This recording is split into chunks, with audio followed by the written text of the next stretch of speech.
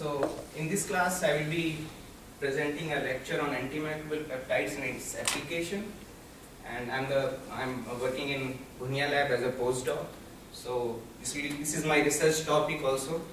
So the first of the things we have to know before starting is these are the learning objectives which I have set for the class to be learned.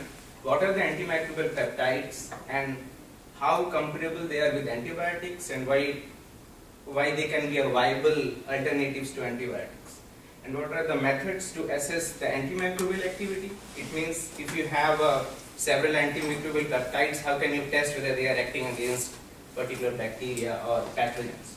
And third is what is the application of these antimicrobial peptides in the terms of our daily life, in where it can be applied. So before going to that topic exactly, how many of you heard about the superbugs?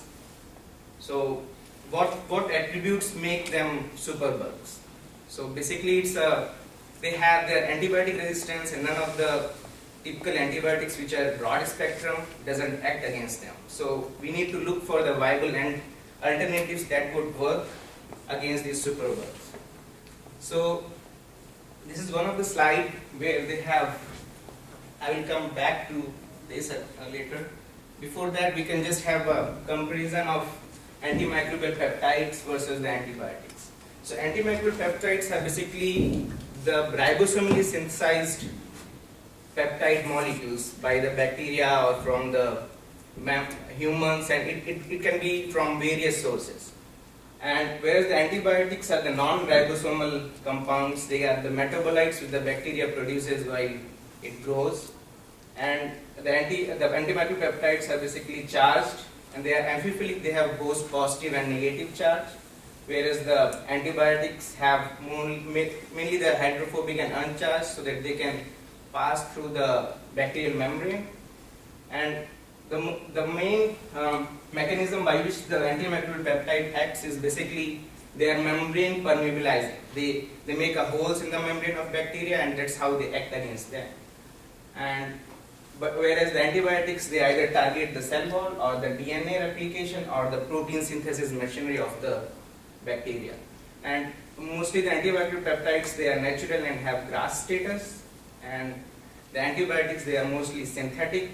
And the biggest advantage of the antimicrobial peptides that there is less chances of resistance development, where in the antibiotics you have high chances of resistance development.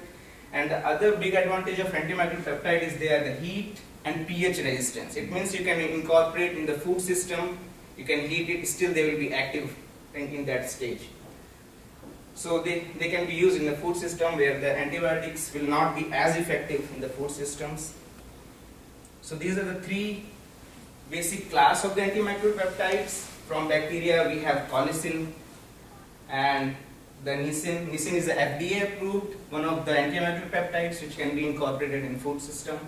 Pediocin is also that the comparison between them, the pediocin can act in wide range of pH, whereas nisin only act against in the acidic pH or at the neutral pH.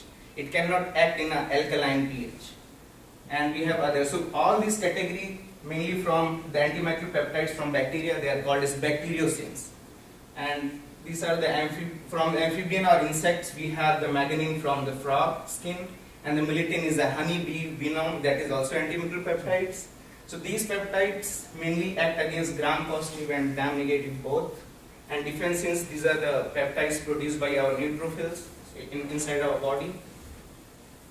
So now I will go back to this slide where they have the structure of two peptides produced by, that's a tyrosine structure, the part A.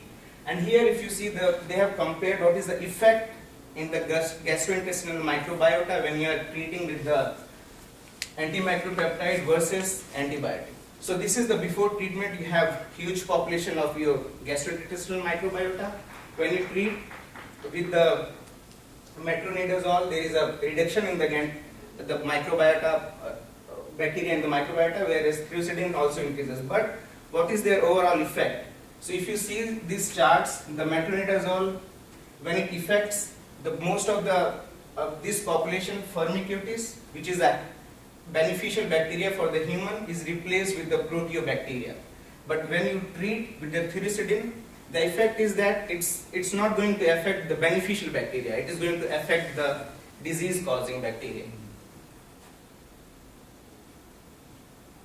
So there are certain methods you can assay their activity. So I will just use a blackboard for them to demonstrate shortly how we do, and this is all related to our research. So for first thing, we need to have a bacterial culture against which you are testing your peptides. Okay. So the third part is that you take a petri dish where you have a bottom agar. So it is a bottom agar you have filled up to here. That's agar is it can have any media, and then you have a soft agar that we call it soft because it has less percentage of agar, and we add our target bacteria here in this soft agar, and then we pour this soft agar on this whole petri dish so that it will make a lawn, like it will be homogeneously spread over here. Okay, so these are the three assays we basically do, and these are some examples of the assay we have. This is spot on lawn assay where we have a spot of that our compound. This is the well diffusion assay, and this is the disc based assay. These two are against Listeria and this is against the Bacillus. So you see Bacillus cereus as designated by BC, they are the resistant one, whereas Bacillus polymixa and Bacillus metatherium, they are the sensitive. You see a big zone of inhibition. So this is a disc based assay. In a disc you add your antimicrobial peptides. And so this is another application I have